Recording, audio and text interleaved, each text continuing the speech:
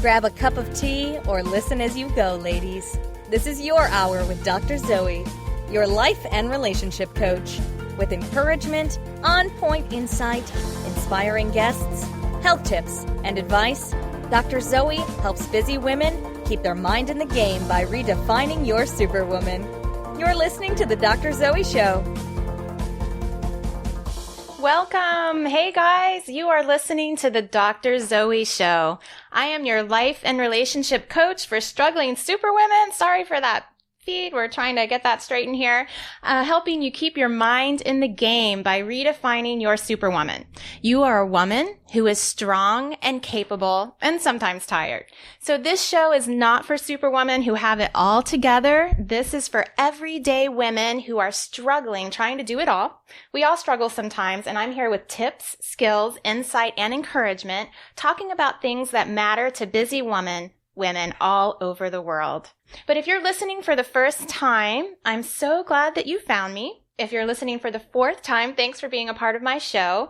Yes, I believe that you can have it all, but not all at the same time. Every woman has a superpower, and my goal as your life coach is to help you find it, embrace it, and share it with the world. As I encourage you in your struggles, share some of my own, and give you tips and advice to make your life a little easier.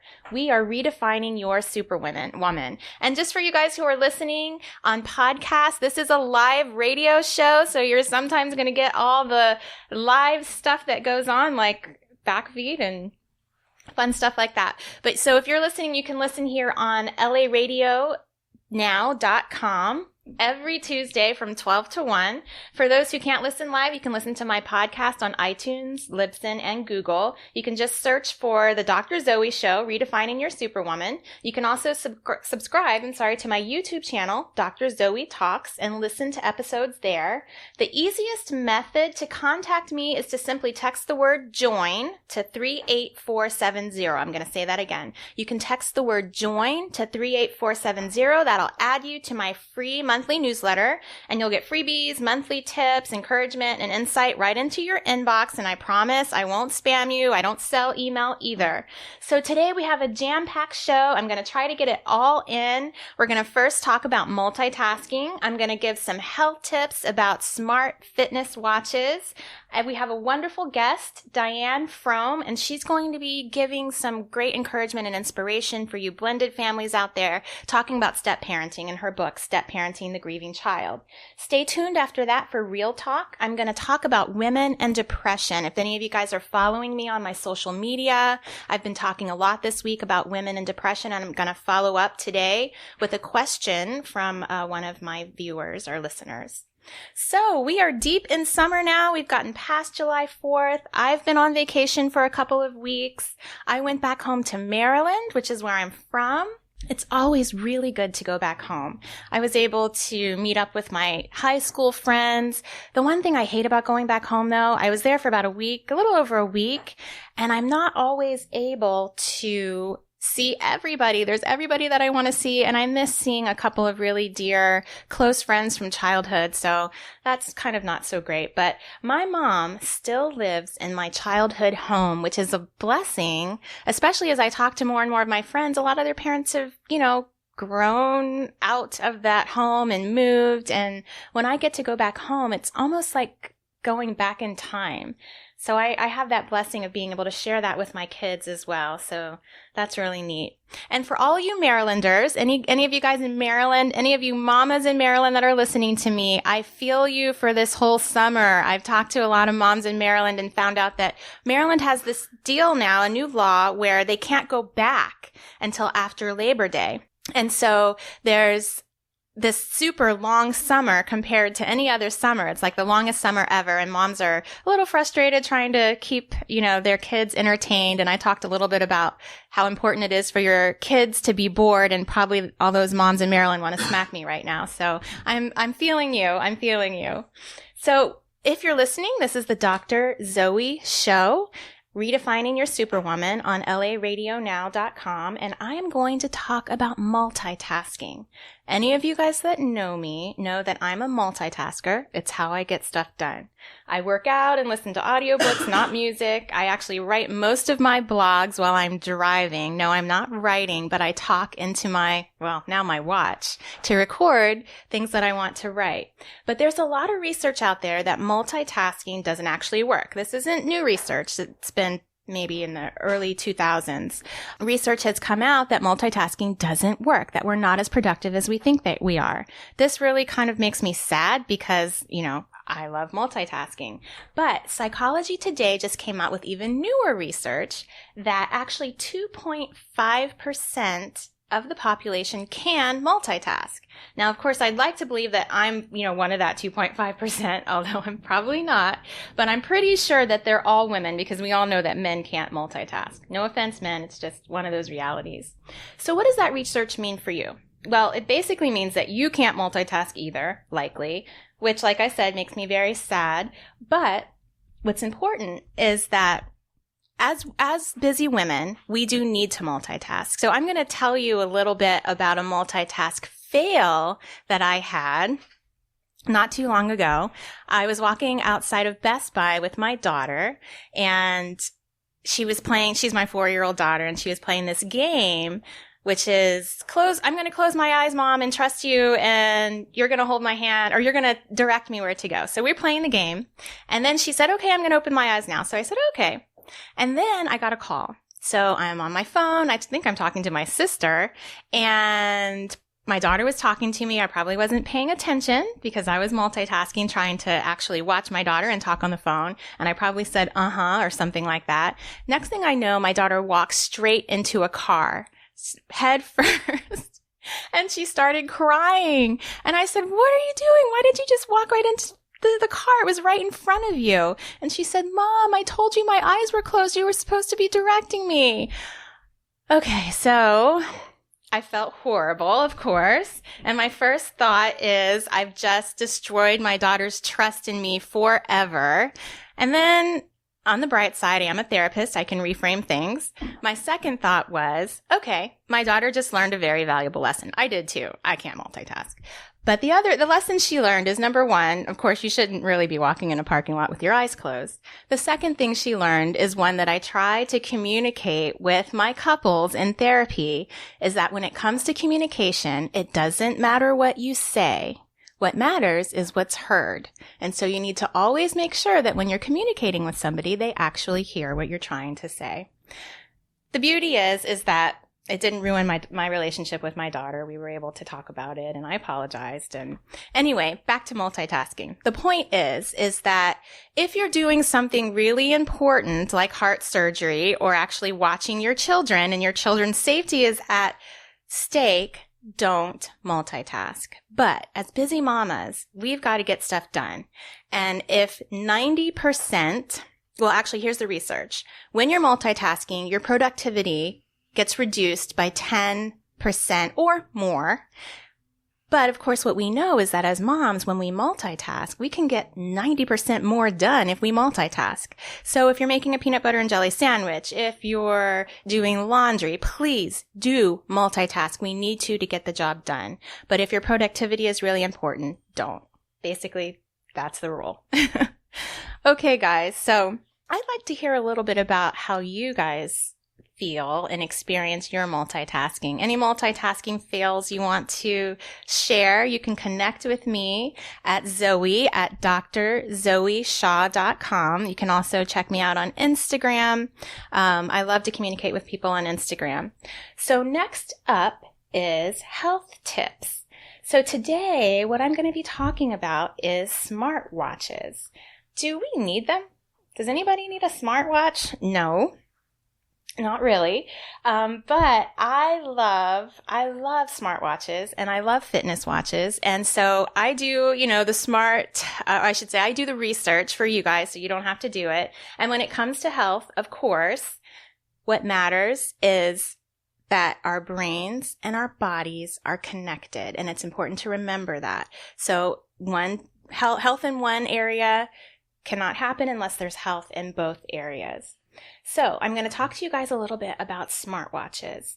My favorite watch is right now, it's the Apple Watch, but it's actually not a fitness watch. So the biggest reviews right now have shown that the Fitbit Blaze, the Apple Watch, and the Samsung Gear 2 are kind of the top 3 in fitness watches or fitness tracking smartwatches. I'm going to talk to you a little bit about the Fitbit Blaze, which has always been my kind of absolute favorite. And the thing about the Fitbit Blaze, the price is about $200. And so all the Fitbits are awesome. The Fitbit was my very first introduction into the fitness watch deal. And the awesome thing about it is that as a fitness device, I would say it's top notch. It can't really compete with any other watches. It has the best auto sleep detection, which means it actually knows when you're sleeping and when you aren't. If you go take a nap, the Fitbit knows and it will track it, which is awesome. It also tracks, of course, your workouts automatically. So if you forget to tell it, oh, I'm running or oh, I'm working out, it will know that. It will track it and it will download it, which I love. The battery in the Fitbit Blaze lasts forever. I personally, when I had it, I showered, and I would charge it in the shower. And so then I could really wear it 24/7 as long as I charged it every time I was in the shower, because that was all the time it needed to be able to continue to charge. You have exchangeable bands with the Fitbit watch. They have some really cute bands. The problem as a smartwatch is that it lacks all of the apps like the Apple Watch and Samsung Gear have. Now they are planning to change this a little bit, so coming up there will be a new Fitbit Blaze, but right now it just doesn't have the apps. So if all you want is fitness, I would say hands down it's the Fitbit Blaze. It also tracks your heart rate, of course, and it does have some other wonderful workout apps, so it can help you do a workout. You can say, I want to do a 10-minute workout, and it'll walk you through it, which is really great. So the Apple Watch is a wonderful smart watch. It's pretty good with fitness. It tracks steps, calories, time, standing, and sleep, but you have to get really a separate sleep app for it, and the sleep app is not as good as the Fitbit Blaze. It does encourage you to reach your goals. It's enough to work for me, and it's waterproof. One really wonderful factor. You can just, stick your hand in your child's bathwater or jump in the pool. You don't have to worry about it.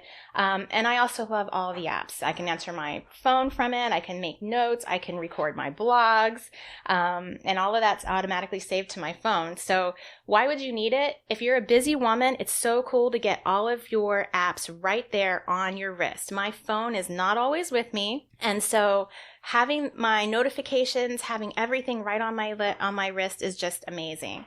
So basically, I would say my overall winner in terms of a smartphone and fitness is the Apple Watch, because it can do enough fitness that it's going to track everything you need it to track. And the sleep app is amazing, by the way. You have to purchase that separately. And a lot of the Apple Watch ones you do have to purchase separately. So my overall winner is the Apple Watch, but my fitness only, if all you want is fitness, it's the Fitbit Blaze. Now, if you are a multi-marathon runner, you probably already know all this information, but the Garmin actually would be probably right for you if you're a super marathon type runner. Most of us aren't. And so I would have to say Apple Watch for smartwatch, Fitness Blaze for fitness. You are listening to the Dr. Zoe Show on laradionow.com, and we are getting ready to go to commercial. Next up, I'm very excited to be introducing our guest, Dianne Fromme. We're going to be talking about blended families, and after that, we'll be talking about women and depression. People ask me, how do you have so much energy? I am not a coffee drinker, but I love the benefits of matcha green tea. More antioxidants than coffee and a smooth energy, not the jittery kind that lasts me all day long. Perfect for you supermoms too. I have searched the world over for that perfect matcha for my smoothies, and I have found it at Kiss Me Organics. You can get it too at kissmeorganics.com. Enter the promo code Dr. Zoe, DRZOE, for 10% off and free shipping. Experience the smooth, healthy, organic energy of matcha green tea. KissMeOrganics.com. Grab a cup of tea or listen as you go, ladies. This is your hour with Dr. Zoe, your life and relationship coach. With encouragement, on-point insight, inspiring guests, health tips, and advice, Dr. Zoe helps busy women keep their mind in the game by redefining your superwoman. You're listening to The Dr. Zoe Show. Welcome back. This is the Dr. Zoe Show, and this is Dr. Zoe. I'm excited to have our guest, Dianne Fromme, here. She is a stepmom, a biological mom, a writer since childhood, and speaker. She's fortunate to still be in relationship with her now adult stepchildren. She became inspired to write Step Parenting the Grieving Child, cultivating past and present connections with children who have lost a parent. When she couldn't find resources to ease her own step-parent angst and help her grieving stepchildren, Dianne was able to publish this book. She's also published essays in domestic and international magazines and journals, and she speaks to grief support groups and also on the big stage as well about blended family issues. I loved this book. It had so many nuggets, and it's so good because the reality is that all stepkids are grieving in some way. They're not necessarily grieving the loss of a parent to death, but anytime there's loss, there's grief. And they're grieving the loss of the family unit they may have had, or the loss of the dream of the one that they won't have. So I'm really excited to have Dianne here. Welcome, Dianne. I'm so happy to be here. I'm very thrilled. Thank you, Dr. Zoe. You're welcome. So I really wanted to do a step parenting show about blended families because many of our families aren't two-parent households with their joint biological children. We've got blended, adoptive, fosters of all kinds. And I was doing a little bit of research, and 40% of new marriages are remarriages with stepchildren, and 100 million Americans have a step-parent relationship. Yeah, and when you combine that with how many children grew up in step families, you have a high percentage of the population who really understands what it is like to have those losses and have lived part of that lifestyle. Right. That makes sense. So, Dianne, the first thing that comes to mind when I hear of stepmother is kind of the archetypal Cinderella evil stepmother. And then I think about the Julia Roberts movie that she did called Stepmom. That's a long time ago, but it was a really good movie. And in that movie, she became the best friend. And of course, it all gets tied up with a beautiful bow in the end and everything's wonderful. And so the issue of jealousy and developing a relationship, all those are in both stories. But I think we know, of course, the reality really lies somewhere in between, right? Absolutely. Stepmom is a beautiful movie. I agree with that. And it's heartbreaking because Yes. I remember very clearly at the end of that movie, both of the moms, the stepmom and the bio mom, share their losses when they think about the wedding of the girl.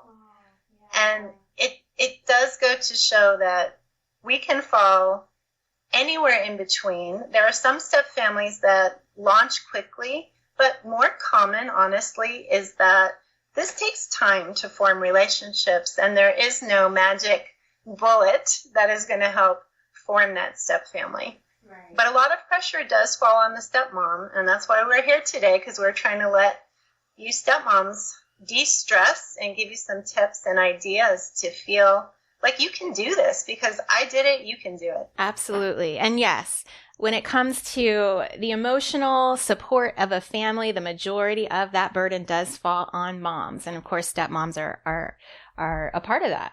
So tell us a little bit about your story and how did you come to write this book? Sure. Well, I joined my step family when my stepkids were really young, and their moms had passed away from cancer when they were 4 and 6, so really little. Now, Brian and I got married when they were closer to 6 and 8. Okay. And to be a superwoman, I thought that meant to form a perfect family and to have the stepkids like me.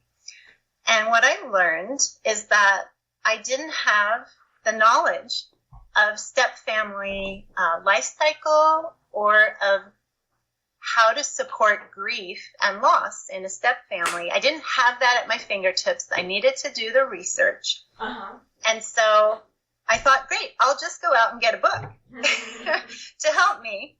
And I literally was sitting in an indie bookstore in Denver, Colorado, surrounded by, I'm not kidding, probably 20 different books. Uh-huh.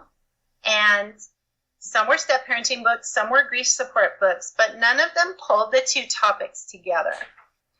And it was at that moment when I was in need where I thought, all right, maybe I was a writer. I thought maybe I can write this book.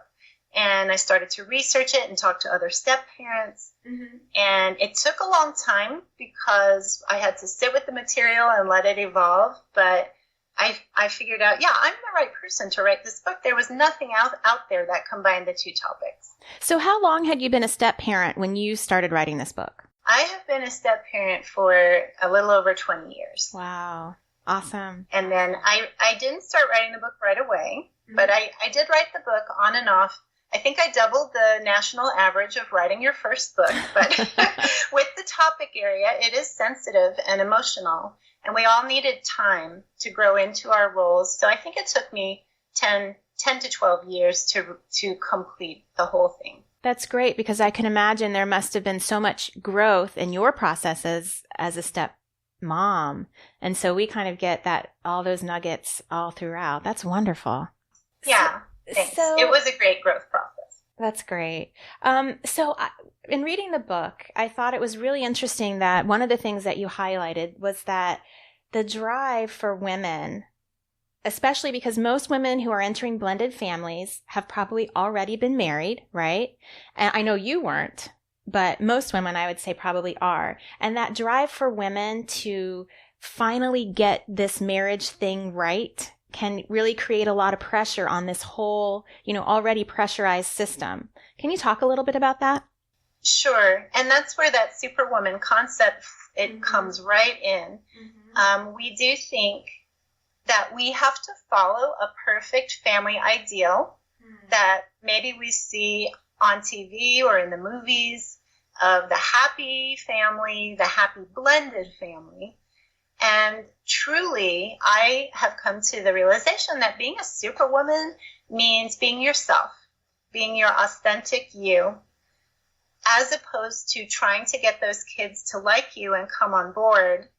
They have a parent, if you're stepping into a role, they might have a mom or dad that's alive, maybe one parent passed away. They have bio parent or parents that they can relate to. Let those parents take the wheel and take on that responsibility of being the primary parent. Your job as a stepmom, if you want to take some pressure off, really is to just show them who you are, and bit by bit, you're going to find commonality. There's going to be things those kids accept about you, and you create your own journey with those kids instead of living up to some superwoman ideal. That's your real superwoman. I love that. So really letting the relationship develop naturally by you being your authentic self, just like you would any other type of relationship. That is really best. Yes. And the kids can pick up on it when you're forcing things or trying too hard. I have a lot of, little stories of when that happened, like when I tried to get them to come up with a fun name for me. That didn't work at all. Don't try this at home. What was the name? Oh, well, my husband likes the cartoon character Snoopy. Uh-huh. So I gave it a lot of thought, and I thought, okay, I don't want to force them to call me mom because they have a mom. I knew that. Right. But maybe they could call me Snoopy, and it would break the ice and be kind of fun. And that did not fly at all. They were like, no, that's weird. Okay. That's funny.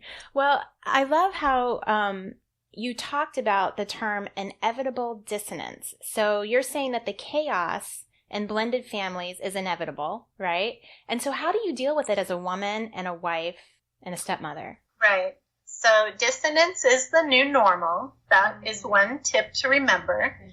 And really, I think the best way to deal with that is to accept that it takes friction of, if you picture two gears churning together or two rocks rubbing together, it takes the friction to smooth out that function, that process. So there's always going to be some friction that's going to happen, and it'll eventually yield some really smooth results.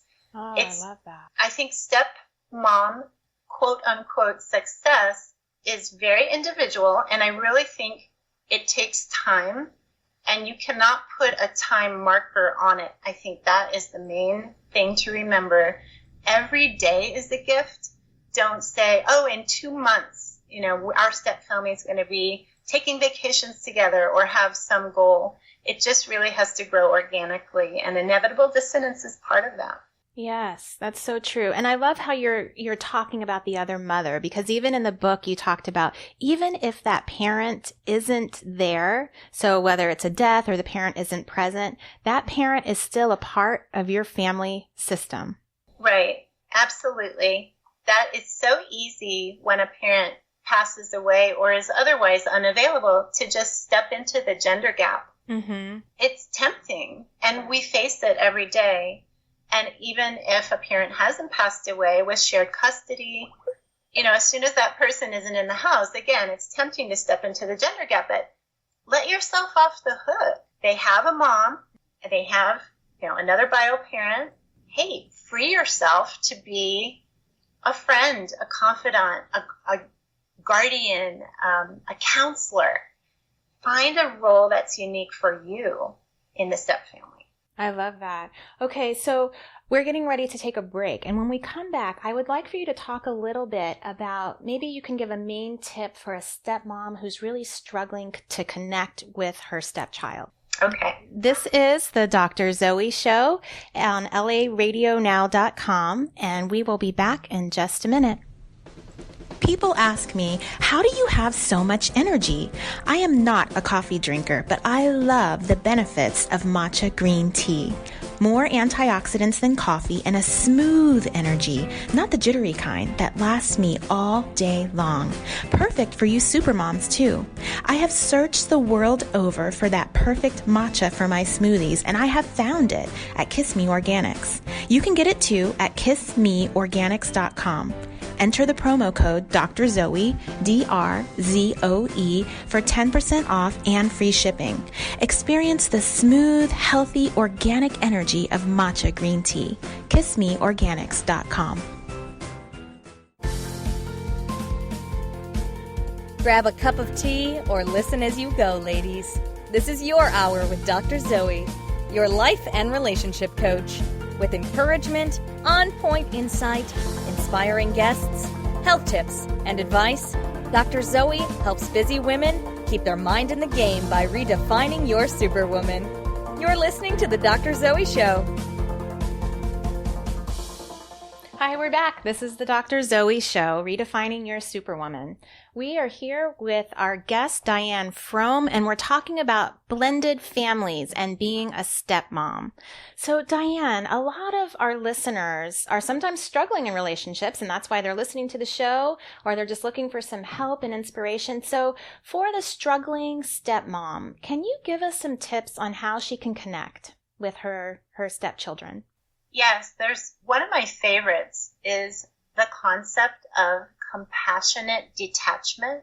Okay. And I actually owe this one to Sue Thiele, who wrote The Courage to be a Stepmom. Mm-hmm. But I've expanded on it a little bit. I think if you can be present, which means you are physically available and emotionally available, yet you don't attach yourself to every result and outcome in your house, you will feel so much better. You will be so much less stressed. So, for example, if, let's just say your stepdaughter comes to you and is creating kind of a conflict about a meal you made, something simple, maybe raising like, my mom used to cook this like this, and how come you don't do this too? Mm-hmm.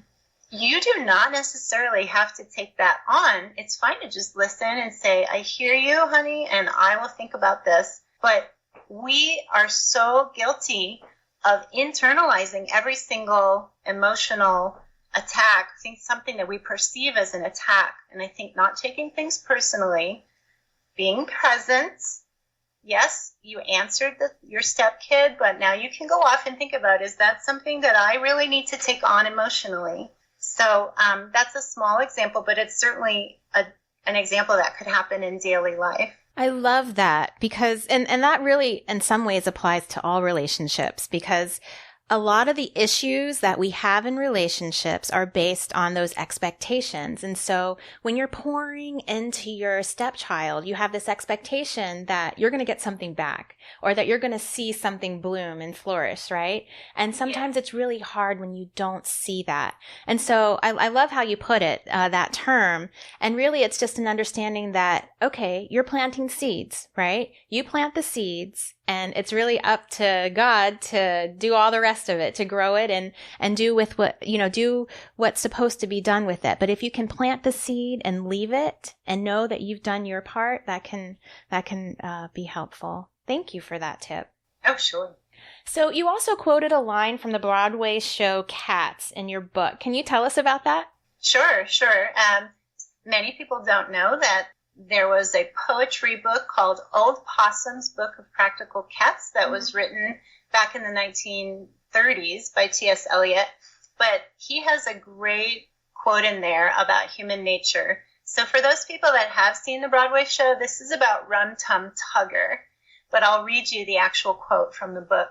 The Rum Tum Tugger is a curious cat. If you offer him pheasant, he would rather have grouse. If you put him in a house, he would much prefer a flat.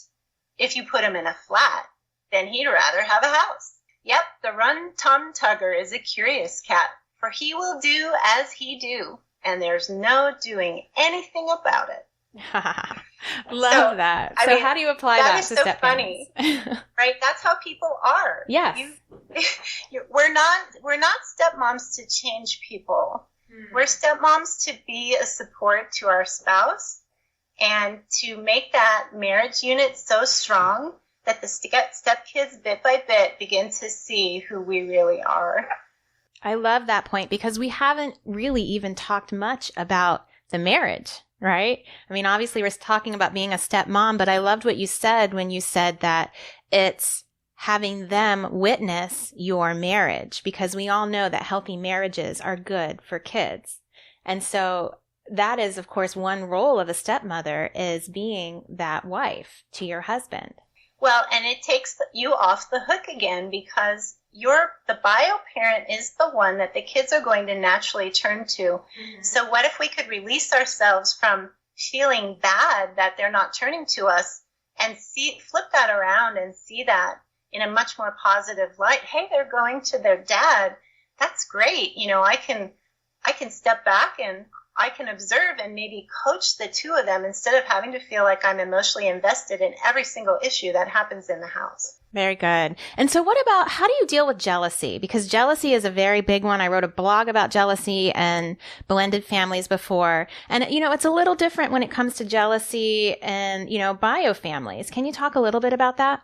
And I'm thinking that where you're headed is jealousy of the other parent. Well, what I've experienced, same gender role, or jealousy among the stepkids and the bio kids. I think it goes all around, because what I've experienced in my practice is that maybe stepmom will sometimes be jealous of the relationship between the stepfather and her husband and the kids, because they've got, this long-standing relationship and she's on the outs sometimes.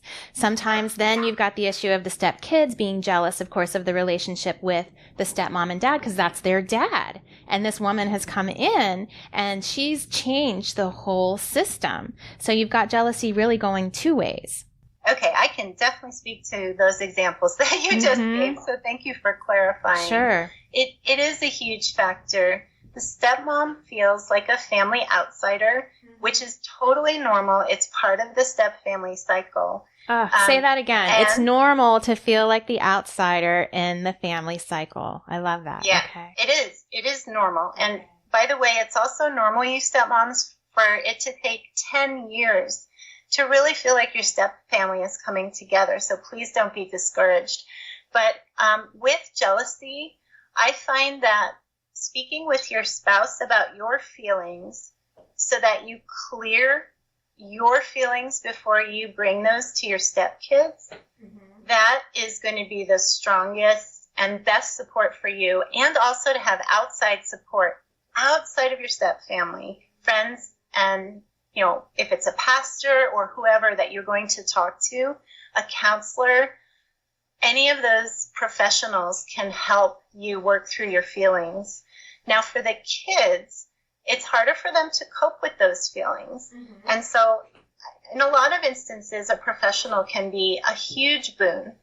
And I imagine that you are working in your profession with a lot of full families. And I do recommend that, at least to get kids on the right track. But something you can do in the home very simply is family meetings. And I do describe those in the book.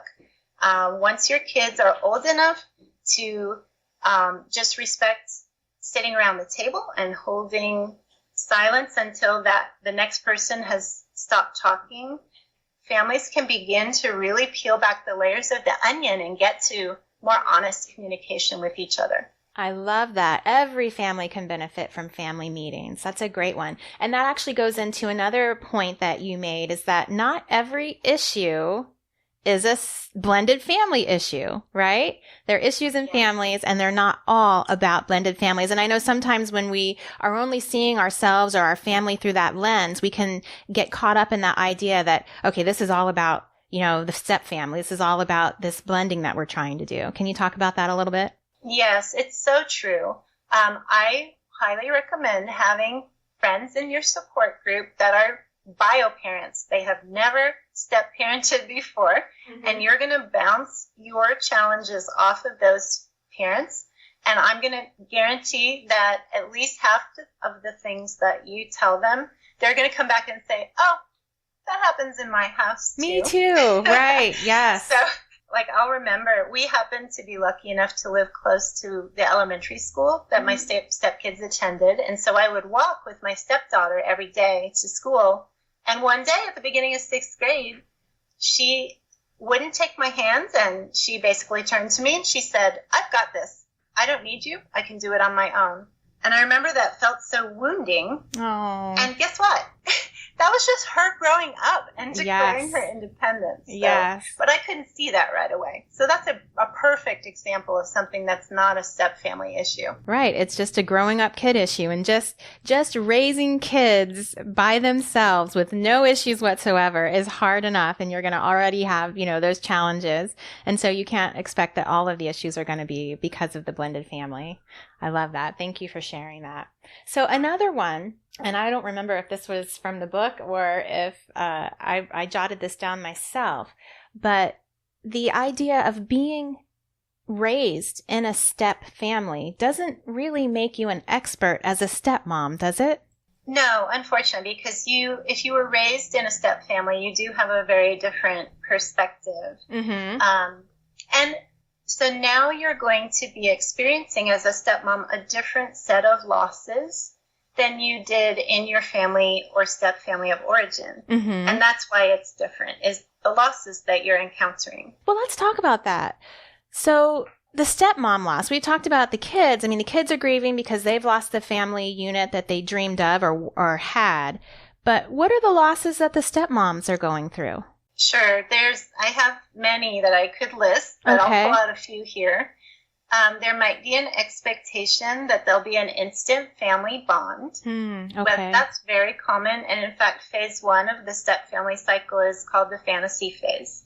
Okay. Because we think that just by being nice and thoughtful and considerate, that there'll be an instant bond. But that is indeed a myth. There is that loss of the hope to feel like a family insider. So we already said being the family outsider is the new normal for right now, at the beginning at least.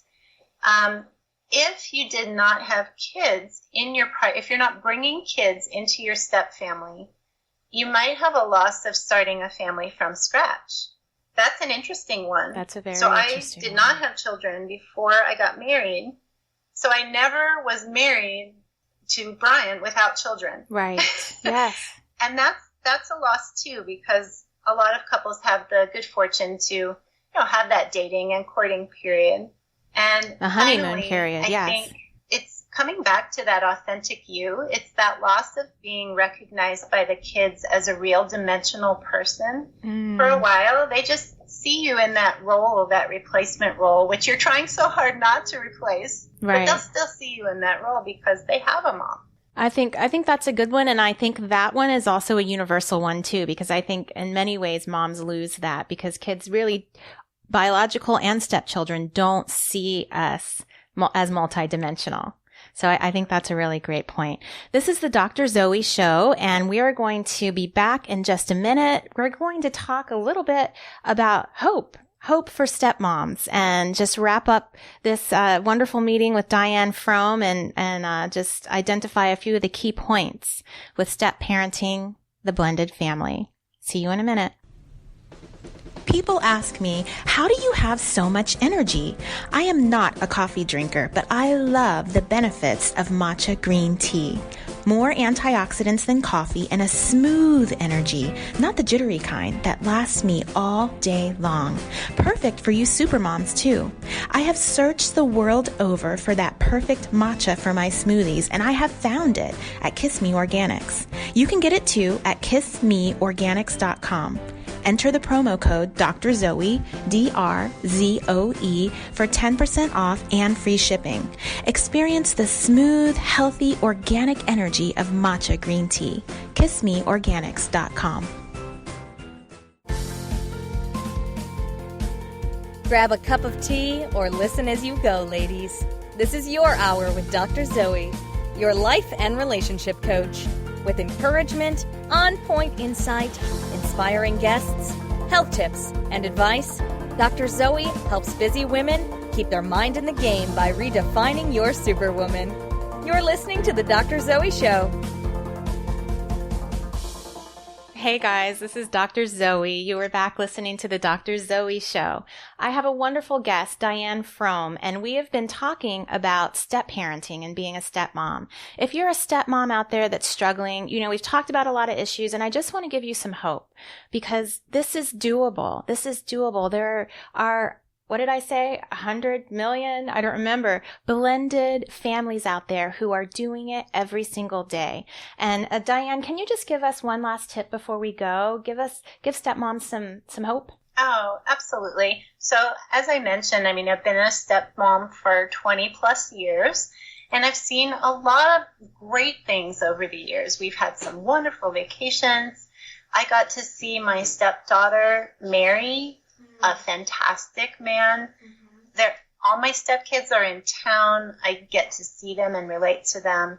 So, we have made it. It's still in progress. It's still a work in progress, but we plant as many seeds as we can. Yes. Some of them are not going to grow, as we know from our gardening work, but many of those seeds are going to sprout and make something beautiful. And I've experienced that, and I know you guys can too.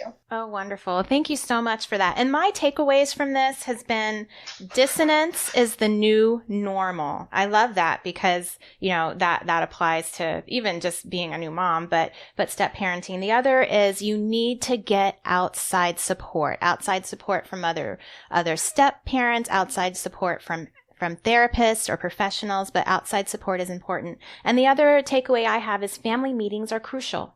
I love that. So Diane, how can people get a hold of you? What is the best way they can get a hold of you? Okay. First of all, email is a great way to get a hold of me. Mm-hmm. And that email is info, like short for information. So INFO at DianneFromme.com. So DIANE, F as in Frank, ROMM as in Mary, E as in Edward.com. Excellent. And that's a very reliable way.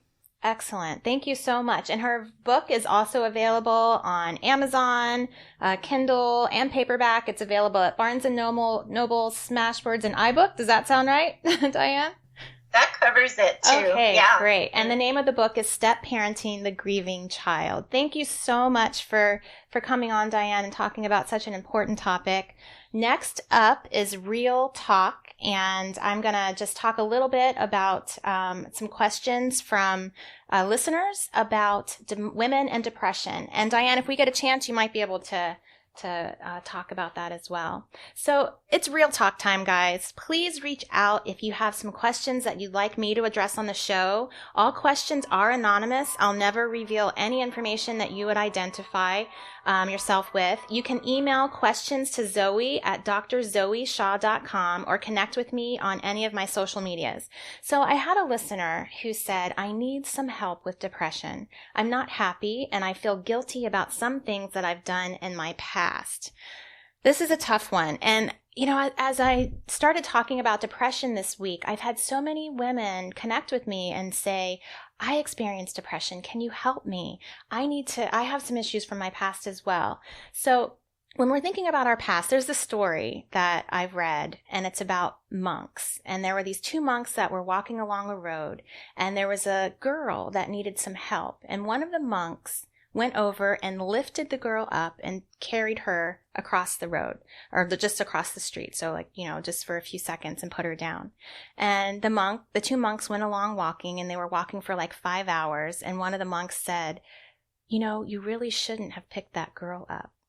You're not supposed to carry women, or something like that. And the other monk looked at him and he said, I carried her for a couple of seconds and you've been carrying her for 5 hours. And I think it's so profound, because that's what happens when we deal with our past, is we don't leave it there. We carry it, and it's not okay to carry it, because you are not the same person that you were back then. And we judge ourselves as if we are this person now today with our new knowledge, doing the same thing we did 10, 5, 20 years ago. And you're not. And you can't judge yourself based on that. You're different, and you have to recognize that. And it's important to tell yourself, I've gained some strength and I've gained some knowledge, and I'm a different person now as a result of it. How can I use that in my daily life? That's one of the things that when we talk about depression is so important, because depression is increased, exacerbated, and created by the stories we tell ourselves about our lives. And I am a huge proponent of cognitive behavioral therapy. And the reason why, number one, is because it's the most research-based and proven treatment for depression. It works just as well as medication. And I'm not saying that depression is not also genetic, and we do know that it's chemical, but we also know that the things that we say to ourselves can create chemical changes in our brain. And so what I'm asking you when you're dealing with depression is you really need to start to look at the things that you say to yourself. They're so important, and you need to work on reframing it. I know it's easy for me to say that. It's not so easy for you to do that, but that is really, really the key to dealing with depression. The other thing is, a lot of times we're depressed about things that are going on in our lives. And I think I might have mentioned this earlier with Diane, but a lot of the issues that we have in relationships are about unmet expectations or unrealistic expectations. I'll talk a little bit more about that in some of my future episodes, but when we're working and relating to our life, and we're relating to people in our life based on unmet expectations, we will not be happy. Instead of being able to look at our situation and look at our relationships with realistic expectations of, what's going to be happening in that relationship or in our life. And the other one is seeking happiness in things that don't promote happiness. And we as women are sometimes guilty of that, of thinking that our relationships are going to bring about happiness, and they don't. And I'm going to speak more in coming episodes about depression in women. I just want to thank you guys for listening today. This, of course, was just a cursory discussion about a very deep, crucial topic. I've just scratched the surface, and we'll be talking, and I'll be blogging about depression in women and more. So next week, we're going to be talking about dating as a single mom. We'll have a fun guest, Kim Interdonato, that all women can relate to, whether you're single or married. She wrote a book called Shoes Are Like Men.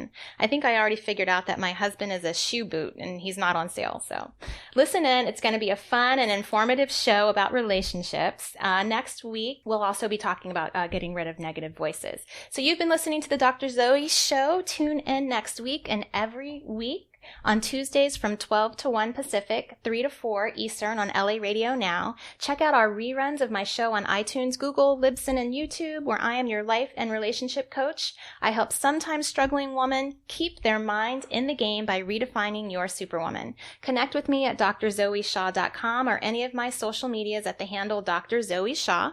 You can also join my free newsletter and get a copy of 30-Minute Life Transformation, The Secret to Getting Stuff Done, by texting the word JOIN to 38470. I look forward to speaking with you, wonderful ladies, on social media after the show. Have a great week.